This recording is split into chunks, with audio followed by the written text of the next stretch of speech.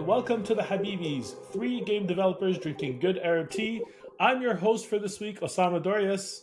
وأنا فوزي مسمار. And I'm Rami Ismail. Awesome. It's so good to hear all three of us back and podcasting together. Right. That's been a while, hasn't it? It has been a while. So, what have you all been up to this week? I've been I paying. guess Oh, Rami wants to go first. Go for it. I don't remember. What who was it last episode? It was all three of us. Was it? Rami, I can't even Rami keep was up in with- a car. I was in a week. car. I was in a Burger King. That's true. I was on a That's true. parking lot. And it was also one of those chaos episodes where it got recorded like late, I think, or like the edit was weird, or I don't Yes. know. It was a chaos episode. Well, it's a good thing we're never going to do another one of those again, right? There will never ever be a situation where I'm in a weird spot in the world. I feel like, now we're living to the true promise of the show, in which, there will be an episode every week, inshallah. Inshallah. Now I'm really feeling the inshallah of that promise. There's also sort of like an inshallah on my end that I will inshallah be able to record it every week. Because there used to be the time when it's pandemic had to place us all at home, and then we knew that every Sunday we're gonna sit down and record, and then the episode is gonna come out inshallah on Right. Friday. Yeah. But now the world is opening up in a bit, and the Habibis are on the loose. So trying to get us all together at the same time has been a bit more of a challenge as of late. I've finally bought a travel microphone That's good. just More- to prepare for it. It's the gadget segment. We need to have music for the gadget segment. This is a Rami's gadgets. Okay, but I've really I will be honest, Fauzi. I've been buying a lot of travel gadgets because I'm starting travel up again, and there's a few things you absolutely need while traveling. It's right? a big change What from are buying they? a bed with a built-in air conditioning. So it's the complete opposite. right. All right, what are the however- what are the must own travel gadgets? Yeah. Okay. I'm thinking There- of PlayStation 5, of course. That's important. That's important. You can't travel without a PS5. That's important. with a matching Because if dolly. something happens to the wing of the airplane, you can just use the Exactly. PS5 as a wing. Exactly. A Mandalorian can use it as a jetpack. Right. No, okay. So there's one device that I really can't travel without, and it is there's two devices I really can't travel without, but one is very obvious. It's a power brick. Right. Yes. So I have a converter, and it's one of those USB-C power converter, like one of those new GaN ones that has like higher voltage and everything. They're great.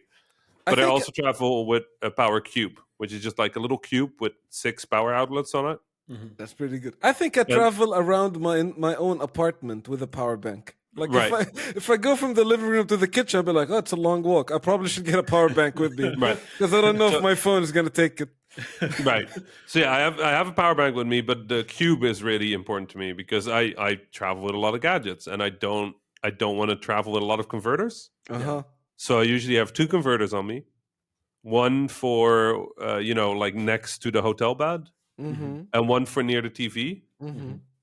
So I can just hook up everything. So one of those power cubes, just five power plugs, and it's tiny. It just throws into your backpack, and otherwise you got one of those power strips. They're like long and bulky and take a lot of space. Too much space. So the cube is great. The second thing is it's by a company called GI.net. GL.net, sorry, GL.net, and they make a router called the MT300NV2.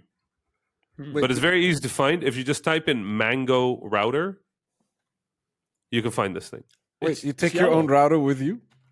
So I bring with me this Mango router. It is a tiny, tiny little yellow box, right? It powers over USB. Just over USB, no power beyond that. It has a WAN, an internet port. It has a LAN port. It has USB. And the trick with this device is it can work not just as a router, it also works as a repeater. Oh. And that's huge because it means if you're in an airplane and you want to connect more than one device to the paid internet connection, you just connect this guy to it. That's amazing. And now you have your own Wi-Fi. It's just set to the same Wi-Fi that I use at home. So I don't have to reprogram my devices. I don't have to do anything. I just sit down in the hotel, in the airplane, in the cafe, There's a VPN on it, so it's a firewalled. It's encrypted. So I cannot use internet without this guy. Wow. That's incredible. I didn't even know this thing existed. It's so useful. It's also like €30. Yeah, Wow. it's nothing. Yeah. It's great. It is literally the greatest device in the history of all travel devices ever. Wow. And Amazon guarantees I could have it tomorrow. That's a that's good the thing. combination.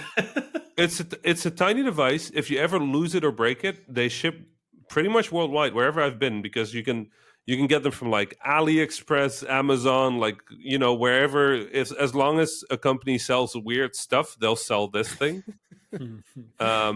But you can also use it, for example, if you want, you can use it as a repeater for your mobile hotspot. So if you're on your mobile and you want to, hotspot that connection, you can do that.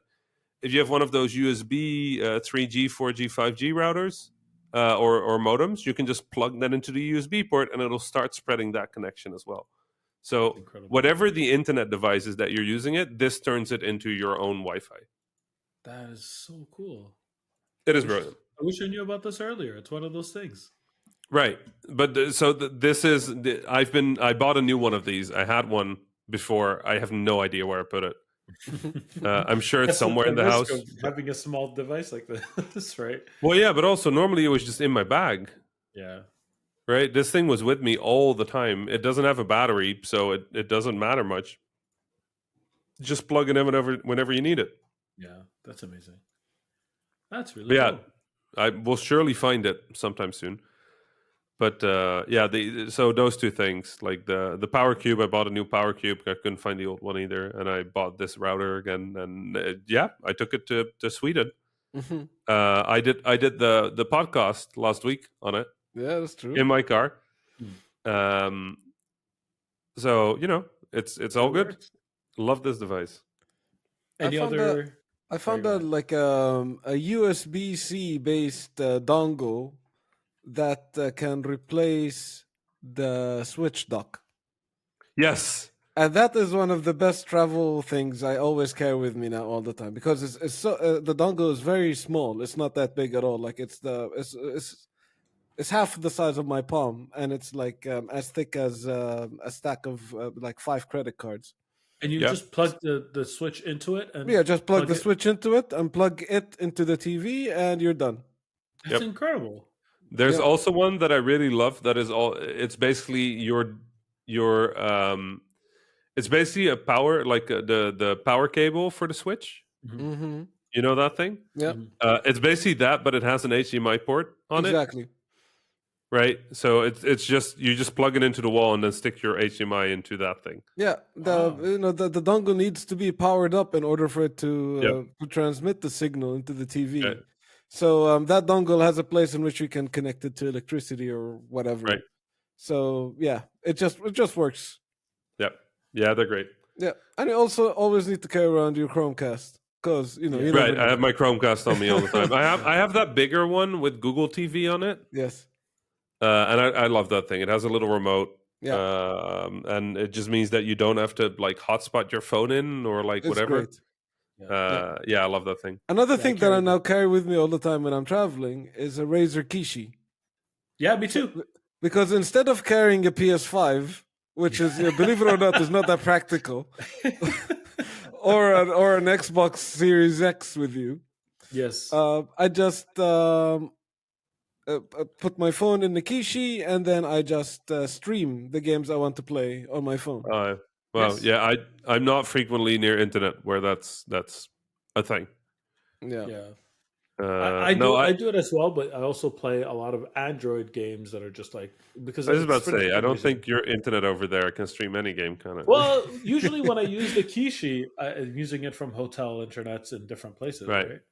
So it's not the same thing when I use that kind of device. But I love my Kishi very much, and you're not going to talk me out of it, Rami. It's okay. You can love whatever. I just think it's like it's far easier to just carry around a PlayStation 5. Yeah, exactly. It's much easier. It's just you don't have to plug your phone in, which is far easier. It's just I like convenience. So I'm going to be an Arab carrying around a strange, weird shaped device with lots of cables coming out of it. What could go wrong? What could go wrong?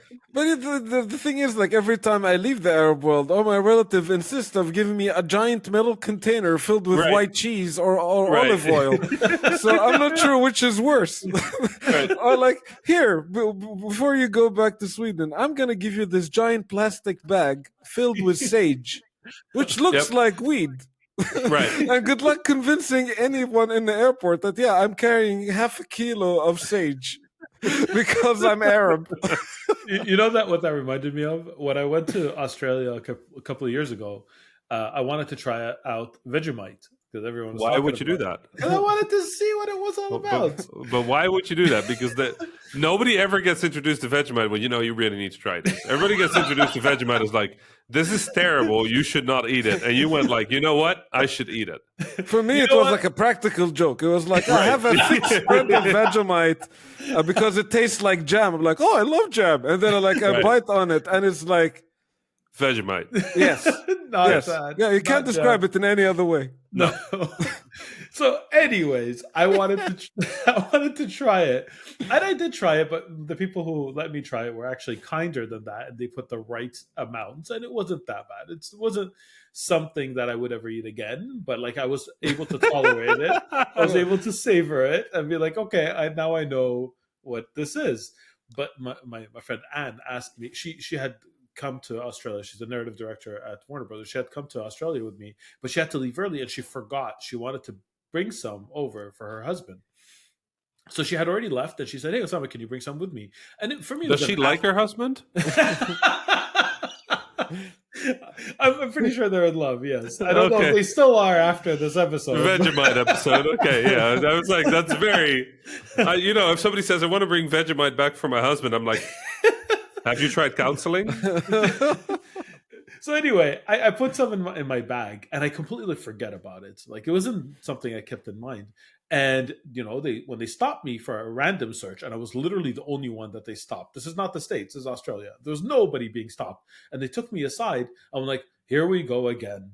Mm-hmm. And then they took out this and they're like, what is this? And I blinked twice and I said, it's Vegemite.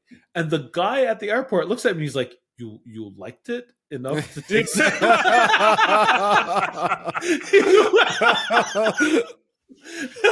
I wasn't sure. I'm still not sure if he said that as a joke or if he actually sincerely meant it, because I burst out laughing and he smiled and laughed with me and took it, confiscated it, and let me go because it's a liquid and it was over the quantity. I just didn't think about it because to me it's not food. This is not. It's not a problem. This was like, I put it next to the boomerangs I bought for my kids. It was just a souvenir, right? Anyway, Vegemite. You gotta try. I traveled the other day and I bought these. They're called Loomies. They are small pianos. Loomy. It's a small piano where the keys can light up, LED style, and you can attach several back, like side to side, so you can build a fuller piano effectively. And they're mostly used for like practice. Does it have to do at all with the Luminous game on PSP? No. Okay. No. No. But so I had these Loomies, and they come in these nice carrying cases. And I had two of them next to each other, and I remember the bag going through the X-ray and me just looking at what it looked like on the X-ray, and I'm like, I'm in trouble. Oh, no. Because they're these long rectangular like things with like lots of cables in it, and then there was a USB cable wrapped around it, and it just looked like two nondescript packages full of cables. And I'm just like, nope, that's a random check. And surely enough, I got random checks, and I'm like, it's the pianos, and the guy looks at me, he's like, it's what? Like just open the bag, man. And he's like, okay. Opens the bag. He's like, sir, why is there a PS5 in this thing?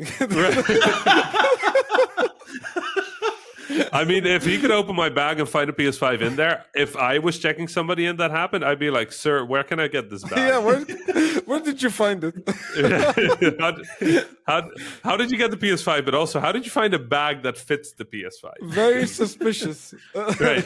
This person's connected. They managed to find a PS5 and a bag to carry a PS5 in it. Yes.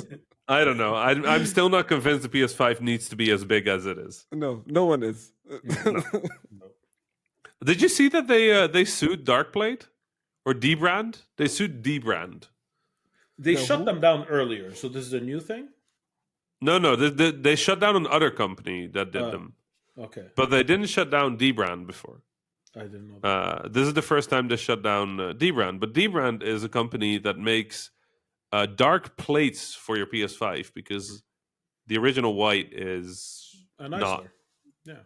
The original white is just real bad. And I really like that Nintendo went and said, you know what we need to do for the new Switch? We're just going to make it white. I'm like, what? Why? So that Who looked at it who looked fits at with the Sony? PS5. Right. Who looked at Sony's PS5 and went like, wow, those colors. We need those. We need those colors. But yeah, the Switch OLED, they do the same thing, like bright white on the dock as well. I'm like, why? Just make it black. But yeah, so they make these dark plates for the PS5, and I bought some, and they're great. And I don't understand why Sony isn't selling them. Yeah. And I don't understand why Sony is suing the company that is making them. It makes no sense. Well, I mean, I do understand, but also why? So have you played anything since last time we spoke, Rami? You're playing Metroid. I finished Metroid. You finished Metroid. What do you think? I finished Metroid. So I think last week I talked a little bit about how it's a bit railroaded. Yeah. Right. And now that I finished it, I actually think that's good. Okay. It's very much a Metroid experience in feeling. Mm-hmm. But it drops some of the more frustrating backtracking and not knowing where you're going. Like at worst, I got stuck once for about 10, 15 minutes. Yeah.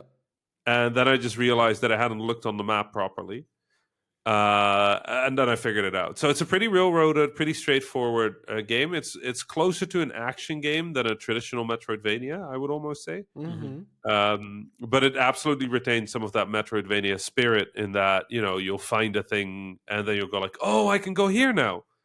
It's just in old Metroids, it was very much like, oh, I can go here now. And you go there and you're like, okay, I got the thing. And now I have to find where to go. Well, in this one, it's like, oh, I can go here now. And that's always the direction you should be going anyway. Yeah. Right. It remains incredibly fluid from start to finish. They do some really fun narrative twisty stuff near the end as you're used to from Metroid. Mm-hmm. And there's some pretty good difficulty spikes throughout the game that don't really feel frustrating. Yeah. Except for the final boss. Oh. And it's not that the final boss is a frustrating fight. Is that the checkpoint for it is in the worst place you could possibly imagine. Mm-hmm. So this is a fight that will wreck you several times, but the respawn point is before you get into the elevator to the fight. No. So you have to go up the elevator. That starts a cutscene. Then you skip the cutscene, and then you play the fight. Oh no! Why? I have no idea why that happened. It seems to be a load or of some sorts, but then just respawn me in a place where I can still take the elevator back down. Yeah. Right? Just put a save room. And I understand that dramatically it's nice to go up the elevator, but like after the 12th time getting beat by this guy, I was just like, okay, I'm gonna just 100% everything so that I'll be better prepared for the fight. So Rami, I started playing this game. And in the early on section, like there's this maybe the game later on makes this better, but I'm generally puzzled by why did they have the Emmy? Like it's a Metroid game, so it's about exploration, right? And then there's this enemy that starts chasing you and will kill you if it catches you, and therefore basically just forces you to explore faster. Yeah. And it doesn't seem to do any other purpose. And like for the life of me, I don't understand it. I think what happened is, like, obviously Dread is a narrative and philosophical sequel to Fusion. Mm-hmm. And in Fusion you have the SAX. Yeah. Right? And I think the Emmy is just the SAX in different shape. Okay. Right? So it's meant to force you to deal with certain areas in unique or different ways. Mm-hmm. And then your goal is to make those spaces safe to you. Right? Yeah. And figuring out how to do that is part of the puzzle of each area. But again, it's pretty railroaded, so that it's not like there's like a lot to think about. You just go through the Emmy zone and exit it at the other end, and then keep doing that until you get a thing that allows you to make the zone safe. I don't know. Have you cleared an Emmy zone yet? Not yet. I think I think I played an hour or so of Metroid so far. So yeah, the Emmys are not permanent. As in, you can make a space safe. It just, you have to do that first, and after that, you get to explore it as much as you want. Yeah. So I don't know. I didn't like the Emmys at first, but I saw them as sort of like a throwback to the SAX, which was honestly terrifying, and I kind of loved it. I think the Emmys are just a little less imposing. Yeah. But they kind of grow on you. I think the last one was frustrating. But all the other ones, you just kind of, after the second one, you're like, okay, I know what to expect and what to do here. Yeah. It's hard for me not to think of Samus Returns when I'm playing this game, because it's very, very similar in how it feels like similar tech that they've used, the way the character moves, controller mapping, even, like a lot of the stuff feels right at home. I enjoyed Samus Returns quite a bit, so I know I'm going to enjoy this game. Yeah, you just have to you mentally just smash Samus Returns together with Fusion, and that's what you get. Yeah. Right. If you expect Samus Returns, you're going to be disappointed because it's not Samus Returns, and if you expect Fusion, you're going to be disappointed because it's not Fusion. Yeah. If you expect a mix of both, you're going to have a great time. Yeah, so far so good, actually. So yeah, enjoying it. But I just thought it's an odd decision with the Emmy. But also, I thought it's one of those things that probably either I will be able to deal with it a lot better in the future, or like you'll be able to clear out the area and then you can explore on your own terms. Right. Yeah. I think the main thing is it's just not a very exploration-based game. Like, you explore a bit, but most of the time you're exploring in the direction the game wants you to explore anyway. Yeah. It's really well done level design. Yeah, I'm not sure if honestly. I dislike that. Actually, maybe quite the opposite. I think I like that. The backtracking and that kind of stuff, it had its place. But yeah, I feel like I'm not in the mindset for that kind of game design anymore. Yeah, they did incredible work. You're still backtracking, but when you're backtracking, you know that's the backtracking you need to do. And there's not really a question about it. If you return to previous zones, it drops you at a different place in those zones. 100%ing it was genuinely pretty fun. I don't know if you remember the Shine Spark mechanic from Samus Returns. Yeah, I do. Yeah, that's back. Nice. Not quite as punishing as in Samus Returns, but it still hurts. Okay. Getting those will still make your thumbs cry. But yeah, no, I had a great time with it. Controllers are much better than than bleeding my fingers on a 3DS, so I'm happy. Fair, very fair. Yeah. But yeah, I mean that's the main game I played. Still, I mean I got home and I downloaded the Alan Wake remastered. Are you gonna finish it? I love Alan Wake. Like I'm halfway through. Oh wow! It's not a long game, if I remember correctly. Was it 8 hours? No, it's not very long. Yeah, it's something like that. Yeah. And I continued on Destiny. Finally. Yeah, I played a bit with you. Yeah, it's nice. I don't know. Destiny is just such a good. I'm at the end of my day. I want to kick back and just play a video game. The three of us should play sometime. I really want to show you some of because neither of you has raided much, have you? No. I really want to show you the raids. There's some incredible game design going on there, and the dungeons as well. Like, I'm down. Just top level, like, multiplayer co-op stuff. Yeah, I'm down for sure. Cool. Let's do that. And then I want to watch us. I'm gonna play more Flight Simulator. I want to watch that too. Oh no, We should stream me crashing into the side of a mountain. I can already. So for anybody in the CIA listening, we're talking about Flight Simulator. Yeah, CIA people. We were talking video games this way. Assalamu alaikum. Yeah. So the Osama that just says that he'd like to crash an airplane. Oh no! That was in an airplane. It was in a simulator. Yeah, it's a Microsoft thing. Thank you. Thank you, CIA, for your understanding. And apologies for triggering whatever alarm on your dashboard just now. So I've been playing a lot of video games. What have you been playing, Fuzzy? The CIA person is just sitting there being like, are they actually talking about video games? I think they might actually be. These are nerds, right? Yeah, they're nerds. Okay. So there's one game I sampled and one game I played with friends. I'll talk about the other game I tried for a bit. Also, I played an hour or so of it. Is SWERY's latest game called The Good Life. The Good Life. Yeah, exactly. So I think that game has been on Kickstarter for a while. If I remember correctly, SWERY is the mind behind Deadly Premonition. For those who don't know him. As well as Deadly Premonition 2, and what was it? D3?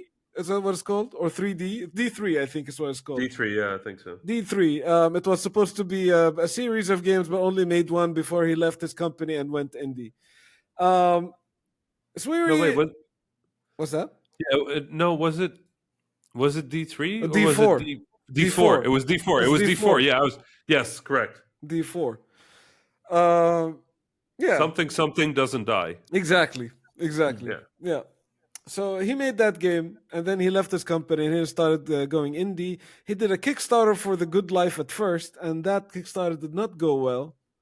Then he made a bunch of other games. Then he went for Kickstarter on this time again, and then it worked. He got and eventually got this game made. So I downloaded it and played it. So what did you think? So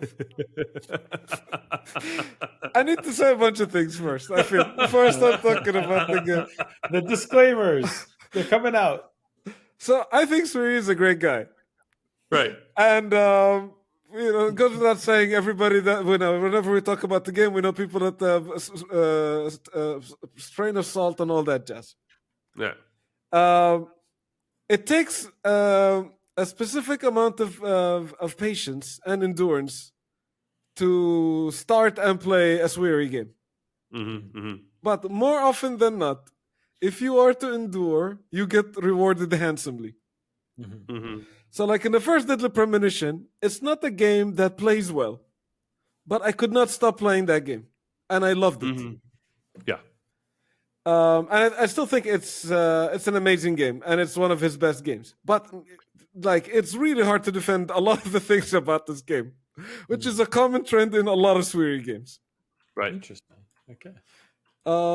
This one is no different. The game started, and I don't know why. What kind of game is it? Don't ask that question. It's a SWERY game. It's a SWERY game. It's a SWERY game. Okay. I retract my question. I feel like it's a SWERY games. There's a lot happening. There's 7 genres, and it tries to do all of them. Yeah, so like in this game so far, from what I've experienced, there's a bit of RPG, there's a bit of horror, there's a bit of survival, there's a bit of farming, and there's a bit of Pokemon Snap in it. Right. What are you talking about? No, that's it's a SWERY game. This is literally it. It's all the games. You play as a reporter who just arrives at the sleepy English town, and you're supposed to be taking pictures of stuff and uploading them on an ancient-looking computer, so that you finally pay back the debt you owe these people. 33 million pounds or something like that. I don't know how you got into this kind of trouble, but you owe them a lot of money, and you need to pay them back. A lot of money. And you pay them back by revealing this town's secret, but also by planting potatoes and and taking pictures of people that live in this town and all of this kind of stuff. That's a lot of potatoes. $33 million. That's a lot of potatoes. Well, I don't know. If you just know about basic investing, if you start with 6 potatoes and you grow them, then you'll have 6 potatoes. You'll have 36 potatoes, and then you take those and you put them in the ground. Yeah. I spent too much time on Twitter. Really, what I like, it's like an open world game. It's like Shenmue meets Pokemon Snap meets farming. This is the best, worst description you could have possibly used, but you're also 100% correct. And it feels like it came out in 2001. And it probably has one of the most infuriating running animation I have ever seen in a video game. And I've seen a lot of those. But it is so intriguing. Right. I can't stop playing it. I played 2 hours of it so far. And there's a mixture of laughing out loud to scratching my head to wanting to throw the controller out the window. And I go like, oh, good to be playing a SWERY game again. Yeah. It's exactly that, right? You play it and you're like, what in the God? Why am I playing? Huh? That is hilarious. But am I... So it's also okay. And then we haven't even got to the part where animals. Yeah, the thing is, I've been avoiding it because I'm not sure if it's a spoiler or not, because there's a build up towards it. So maybe I'll leave it for a week or two before I talk about it. Maybe. But yeah, it's odd as hell, and he has an odd relationship with cats. They always make an appearance in some way or another in his games in a very funny way.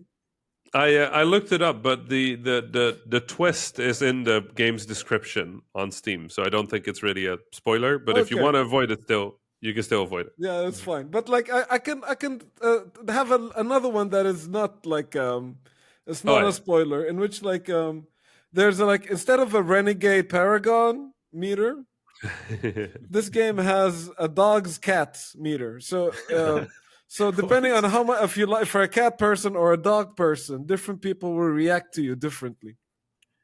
How does he come up with these ideas? So sometimes you can get a side quest from people if you're a dog person, but they refuse to talk to you as well. But you can also change your affinity. So you can go oh, I completely changed my mind. I'm a cat person now. I'm oh, well, here you go. Here's a side quest.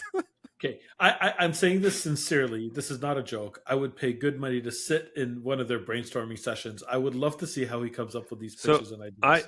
I can tell you how it goes. He sits there and he goes, I like cats. Yes. Yes, it's exactly that. I don't think I would like talking to you if you like dogs. Can we make that a mechanic? Yes. I want to make a game about that. Right. No, so SWERY is a very particular person. Oh yeah. But he is very jovial. Mm-hmm. I like this word. Right. He's kind of jovial, but with a sort of urgent sincerity to it. Yes. And I think his games really reflect that.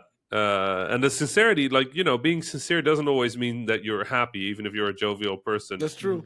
So the game sort of swings pretty aggressively between feelings as well.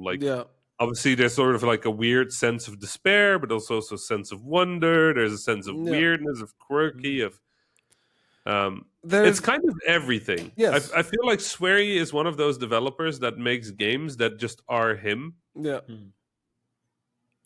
But there's always originality, a really good sense of humor that appears out of nowhere. But also, it's like I said, you're in awe, you're laughing, you're scratching your head. Do you want to break your console? And all within 10 minutes of each other. And sometimes within seconds of each other. Yeah, and that's really a SWERY game. As with a lot of the SWERY games, I go they're worth checking out. Yeah. Yeah, okay. It's weird because they're all worth checking out, but I cannot for the life of me guarantee that you will enjoy it. Yeah, exactly.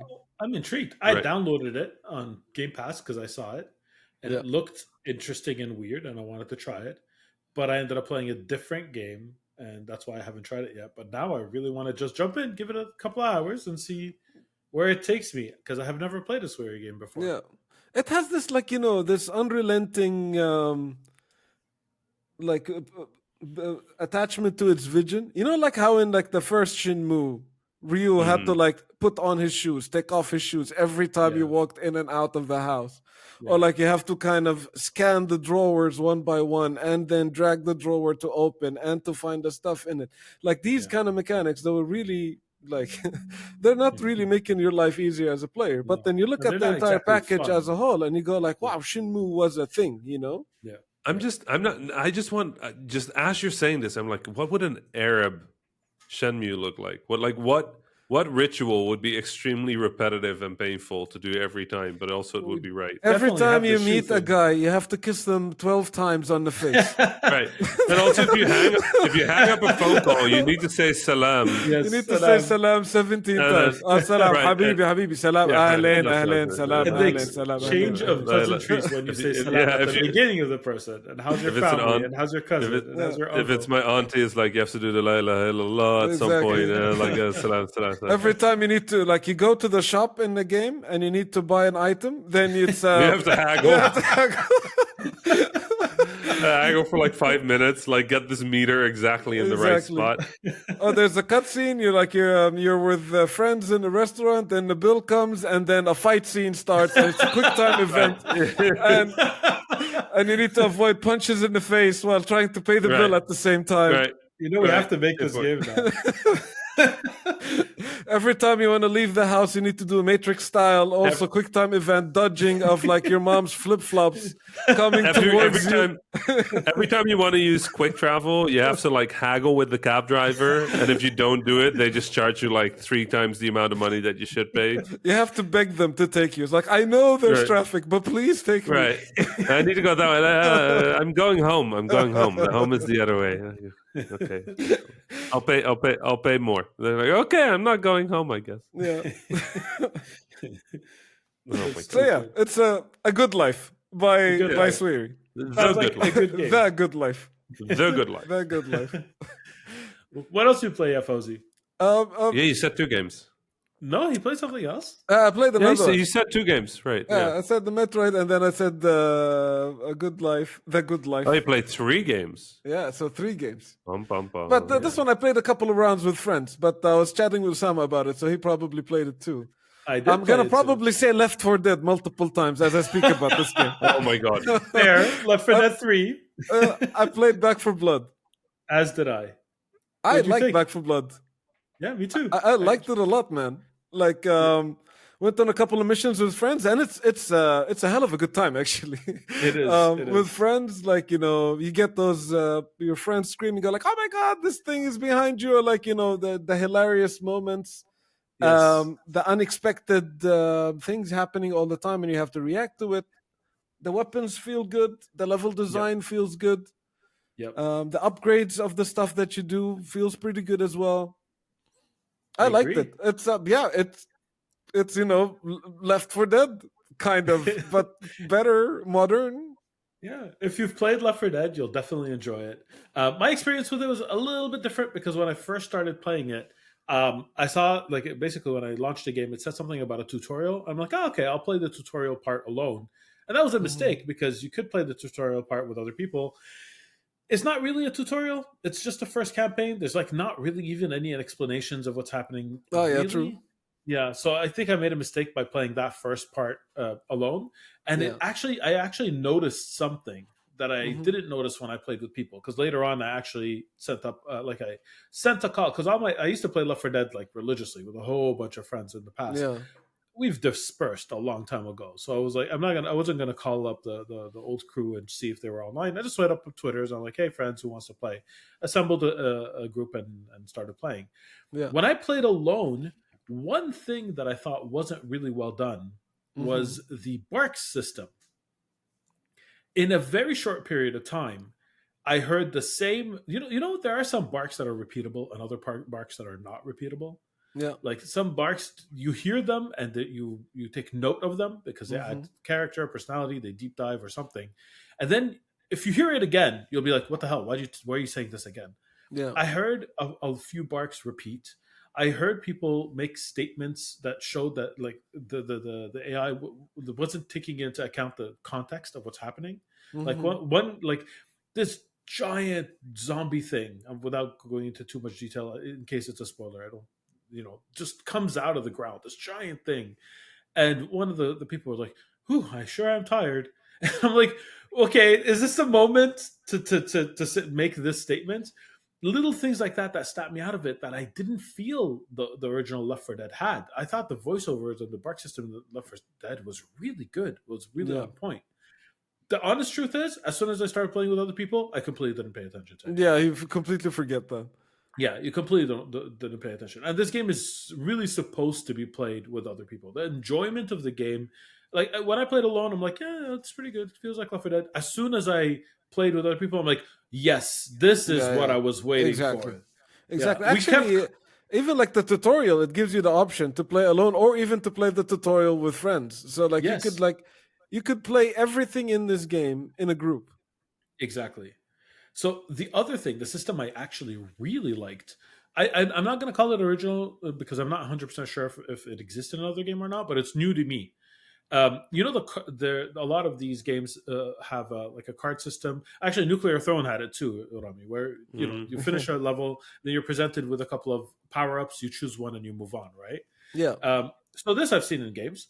The part that was original to this that I haven't seen before is you're actually in Back 4 Blood, you're able to build a deck of cards that come back. Yeah, and you're kind of able to build them. So like you're collecting these cards as you're playing. More cards are added to your deck. You could pick your favorite ones, and you save those. And then when you're playing your campaign the next time, they show up in the order that you placed them. So you're kind of able to stack your deck with the abilities that you unlock, but because of the nature of the game, you kind of have to react to what's happening, right? There are the negative cards that are also added that you don't control that might change the order of the cards that you pick from your deck. Did that get too confusing? Because I think I need a flowchart to explain it better. No, I mean, because I played the game, I totally thought that you explained it perfectly. Rami's like, what the hell are these two talking about? So I will be very honest. I've never been a Left 4 Dead fan. Yeah. And I looked at Back 4 Blood and I'm like, I will not be a Back 4 Blood fan either. And that's fair. I don't know. It's a zombie thing. I have nothing with zombies. So the simpler explanation of what Osama just said. So it's like Shenmue with Pokemon Snap and zombies. I would play a Left 4 Dead by SWERY. Oh yeah. If SWERY makes a Left 4 Dead, I am 100% in. Oh god, imagine SWERY making a multiplayer game. I can't imagine. Oh my god. Yes. Just a shooter. Yes. I just want a SWERY shooter. Ask him and put the thought in his mind. See what happens. Like I remember, like I read an interview once that they forced him to add the shooting to the first Deadly Premonition because the first game did not have shooting involved at all. And then he was like, "Okay, you want shooting? I'll put shooting." And he put like the most the worst, inconsequential, like worst shooting possible, and like there was no way for you to lose. Because he wasn't convinced. It's just like, yeah, you want to shoot, but it doesn't matter. Right. I remember there used to be a game jam by my former co-founder at Vlaambeer called 7 Day FPS. Mm-hmm. And there's just this amazing there was a keynote where they got a bunch of famous indies back in the day to be part of this keynote. And they got Ed Key. Do you know Ed? Oh, yeah. Ed made a game called Proteus. Mm-hmm. And there's this amazing shot of Ed just sitting in a swing, right, in that keynote. And he's just like, if only I'd put a gun in the game. Can't believe I forgot the gun. And it is the funniest video that I've seen in my entire career in games because it's just Ed Key, such a solemn, such a kind man making Proteus with Kanaga. This wonderful exploration of like movement and like atmosphere and just no real gameplay besides walking around, right? Like just this atmospheric exploration, and just him sitting down the swing, just being like, if only I'd put the gun in there. This is so good. That's funny. I want SWERY to actually like genuinely go all in on a shooting game. I would play the hell out of that game. I'm pretty sure you wouldn't be shooting bullets. Probably cats. Right. There you go. We called it. All right, so I think we're ready to move on to my favorite segment of our show. Which is your games. Actually, oh wait, I did forget about my own things. Oh my god. Okay. So Someone was so excited to talk about emails. They almost yes, I wanted about to talk about the emails. Okay, you know what? I'm gonna go with the emails. We'll save my games for next week. Does that sound okay? Really? Yeah. Well, I played Back 4 Blood, and I watched a movie, and I wanted to talk about a Magic the Gathering tournament I played in. So but that Magic the Gathering tournament is going to be like 3 months. Like that is going to take longer to talk about Magic the Gathering than it takes us to talk about Shang-Chi. Probably. I can't remember the movie anymore. I'm going to have to watch it. Rami just reminded me of it. I completely forgot. Yeah. I'm guessing it'll be out on Disney Plus soon. So I guess I'll watch it on Disney Plus. Exactly. Once it comes out on Disney Plus, we'll have a look. Okay, cool. It's fine. I'll save these stories for next week. Wait until Magic the Gathering tournament comes out on Disney Plus, then we'll watch it. Did we talk about Magic on the podcast before? We didn't, right? No, I don't think we did. What kind of deck do you play? I actually, my favorite color is green. I like big baddies. I play a whole bunch of different decks, but my favorite deck has no green in it. My favorite deck that I own is an artifact recursion deck. This is the most Osama thing I've heard. I love green. Anyway, my deck has no green. Anyway, I'm a designer, so I want to min-max my deck. So I just, when there's a color that speaks to you, like that to me is green. Green is a color that speaks to me. But my favorite mechanics in the game aren't in green. So, it's a little bit of a contradiction. But so my favorite deck that I built is an artifact recursion deck where I destroy everything that isn't an artifact, and everything in my deck is not an artifact. So I'm the only one playing if I get my combo. I die to anything fast, like goblins, but if you don't kill me by turn 5, you're screwed. I'm not going to die at that point. So there you go. What about you two? I play black and white. Mostly life game. So just whatever you have, it will die miserably. That's the deck you play, and I will gain health by doing White black can be so frustrating to play against, because you're just like, okay, I have all this good stuff. Everything is going to be fine, and then they just slowly start dying of some horrible disease while you're like gaining health, and it's like, wait, what? But no. It's basically like I want to bring out my best vampires and buff them up as much as possible while tapping all of your creatures and like dunking all of your spells, so I can actually do my final attack. Sounds like a good time. I'm white blue. Control. Of course, that's the worst. Yeah. That's the worst. I mean, it's such a combination. It's the worst combo. It is one of those. But I absolutely prefer white, blue. It's dependable. It's slow.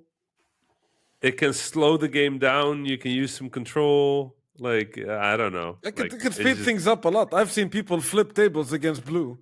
Oh yeah. Blue is brutal, but the combination with white really it's kind of a weird like slow down the opponent while you get your stuff in place and then just wreck them with blue. Yeah, absolutely.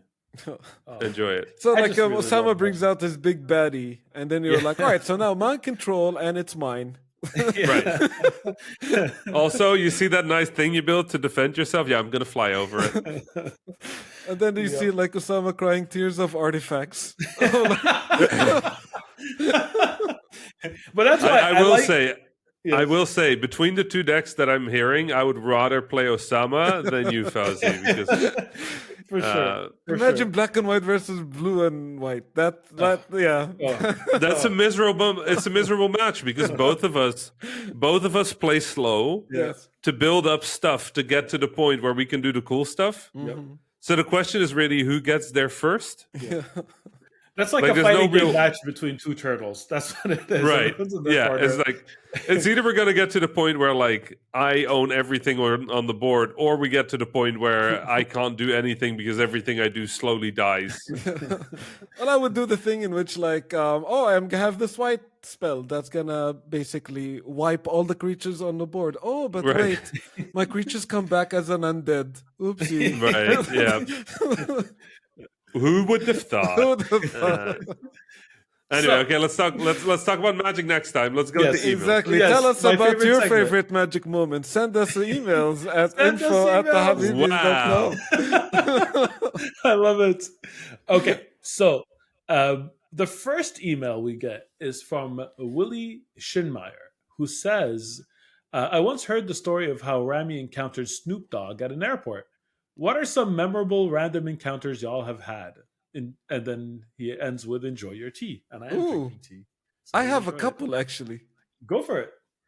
I ran into, what's his name? Aquaman in Heathrow once. Oh, Jason Momoa. Jason Momoa. That's awesome. I was at the bar buying a drink for myself. And I was like, oh, well, you're the guy from Game of Thrones. I was like, yeah, he's a Kiwi. Was he a nice guy? Really nice guy. Yeah, typical Kiwi. I love Kiwis, man. Yeah, they're really good people. Yeah, really good guy. And another story I have, but shorter than this. I ran into Shakira in an airport. It was in Johannesburg. And actually, how I got to Johannesburg is because I won tickets to attend the final match of the World Cup. 2010. Oh, nice. And in a radio show competition. And and then flown over to Johannesburg, watched the final match, and she was performing. So you watched the Netherlands play karate against Spain? I have. I've watched the Netherlands. No replays when you're in the stadium, unfortunately. So you don't. I mean, it was hard. It was hard to miss that the Spanish people kept flying 60 meters because we came in legs stretched. Yep. That match is still an embarrassment to the Netherlands. It was a fun match.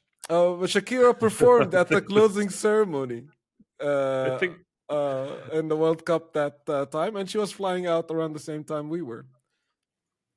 I'm just thinking, I don't think the Spanish players thought it was a fun match. But they won. I'm pretty sure, but also 3 of them died, probably. They got their first World Cup. It was worth it. Right? What's the busted knee? Yeah. I don't know. The next time we played Spain, we wrecked them 5-0 to make up for it. Well, you haven't won the World Cup yet, so. The Netherlands is I think we're the country with the most second place. We're the country that played the most finals without ever winning one. Wow. In the world, that's our record, which is the most Dutch record you could possibly imagine. That means you're pretty close to getting one. You know what? A famous person I met. Yeah. I once punched Elijah Wood. Wait, what? What? Yeah, it was an accident. I'm sure it was. What's the story? Well, he was walking by me at a festival in Austin, a movie festival in Austin that I was attending because they also had a games festival. Mm-hmm. And he just walked by me, and I had read in an interview a few days earlier that he was a huge fan of Ridiculous Fishing, which was a game I worked on. Wow. So he walked by, and my brain was just a second too slow at being like, oh my God, that is Elijah Wood. So I tried to tap him on the shoulder, but he was already pretty far away, so I had to make a pretty big swing. Oh, no. To still make it to his shoulder, and it came in a little harder than I thought. So, he was a little surprised by being punched by a tall Arab man, but he was good with it. He was very kind about it. Yeah, Wow. he was graceful about it. So yeah, it was a accident, clearly. But yeah, I told him I made Ridiculous Fishing. He said, "Oh, cool, I love that game," and then he had to run. Not anymore. Off. Yeah. Then he had to run off to his thing. Elijah, don't meet your heroes. It's a really weird way to meet your heroes, is to be punched by them. Yeah, he's a kind man. Like he clearly cares about a lot of stuff. He cares about video games clearly too. Yeah. So yeah, he's that was nice. But Osama, did you? So this is my story. I had a booth at Comic-Con to show a game that I was working on at one point. One of my friends volunteered at Comic-Con, and I was looking for him. I don't exactly remember why, but I was looking for him. So I went to speak to some of the volunteers, and I said, "Hey, do you know where Muhammad is? I want to see Muhammad." And they said, "Oh, go in that room. He's in that room." So the person, they have people volunteer standing at the front of these rooms to make sure that you have permission to walk in. What they saw is someone pointing, like someone who volunteers at Comic-Con, pointing in that direction. And because of that, without checking my credentials or anything, I just walked in. And they're like, "Okay, you can go in." Only a little bit later did I realize I was in a VIP room with all of the celebrities. It took me a sec to realize it. I'm walking in, I'm looking for my friend. I was determined. I had like a purpose. And I see, do you know Danny Trejo? Mm-hmm. So Danny Trejo is standing next to me, and this is not a comment on anyone, but he's much shorter than I thought he was. He's like 5 foot tall. He was really small, to the point that in my mind, I imagined Danny Trejo was like, a taller man. So I'm like, oh, this gentleman beside me, it looks just like Danny Trejo, except he's like, Has anybody ever told you you look just like Danny Trejo? Like exactly, he has his face, except he's like a foot shorter than I expected him to be. So in my mind, it didn't register that it's him. And he was friendly, he was smiling, he was like, "Hi, how you doing?" I guess he thought I worked there, and had a conversation. He asked me a question or something, and realization hit me who he was, and I just like, wait, where am I? And I look around and I see I said a Doctor Who guy, and I saw a bunch of people in the same really fancy room. And that's when they spotted me, and they're like, "Wait a sec, this guy's looking around." Was it like your mouth, just your jaw, just went like, Yes. And I guess that's like shining a spotlight on yourself, because right away someone came straight at me and said, "Sorry, sir, you're not supposed to be here," and escorted me out. And I'm like, okay. If I had just played it cool for a little longer, I would have met all the celebrities. Security, we got to get this guy out before he punches someone. Tall Arabs, you can't trust them. No, I also got a back rub from James Bond.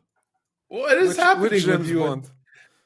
George Lazenby. Oh wow! What is happening here? I was at an event to potentially win an award, and I was sat at a table, and the person next to me was this older guy, and we just had a chat about what I was doing there, and I asked him what he was doing there, and he's just like, "Oh, the award circuit." And I'm like, "Okay, cool," because I kind of felt the same, and so we had a meal because there was dinner, and he asked me about what I did, and he complained about his kids or cousins or whatever it was, or grandkids, just emptying his wallet through his iPad, and we kind of laughed about all that. And I asked him what he did, and he said "Oh, I used to do some work in Hollywood, but not really anymore." And I'm like, "Okay, cool." And then the ceremony continues, and this lady gets up on the stage and just goes our next award is being presented by James Bond. Mm-hmm. And the guy just gets up and walks to the front of the stage and is George Lazenby / James Bond, which I hadn't really watched old James Bonds much. Hands out an award, comes back down, sits down next to me, looks at my dinner, realizes I haven't eaten my dessert, looks at me and goes like, "Can I have that?" I'm like, "Yeah, mate, sure, you can, yeah, absolutely, if you want it. I'm not gonna eat it." He's like, "Thanks," and he eats the dessert. And he looks at me, he's like, "Yeah, I think that's it for me for tonight." And he gets up and he just walks behind me, and he puts his hand on my left shoulder and then his hand on my right shoulder, and just does like one of those massage pushes. He's like, "Was good meeting you, kid." I'm like, "Yeah, cheers, mate." And he just takes a step backwards because the door out is right behind me, and it's one of those doors with a push bar. right? Like there's a sort of like a hip height bar that you press to open. Mm-hmm. He puts his back against that, puts his hands on it, and just rotates out. Wow. Like the smoothest exit I've ever seen. You didn't hear the door open. I was like, yeah, okay, I can see why they cast this guy as James Bond. Like that's a very James Bond thing to do. Took my dessert, gave me a back rub, and just left. And I'm like, okay, yeah, fair enough. He's looking at you, kid. And then he left. Yeah, the fact that he said kid made me so happy because I call a lot of people kid automatically. And it's, like if somebody asked me about you or Osama, I would call both of you kid. I would just say like, yeah, they're good kids. I don't know. It's sort of like a weird big brother thing that happened in the games industry. So I just call everybody kid. And he called me a kid, and I'm like, okay. Feeling a little uncomfortable, but okay. So it was funny. That's funny. It was, yeah. That was a good run-in. Not as good as the Snoop Dogg story, but yes, it's still a pretty good story. Yeah. I think the punching Elijah Wood still wins. Yes, Punch Frodo.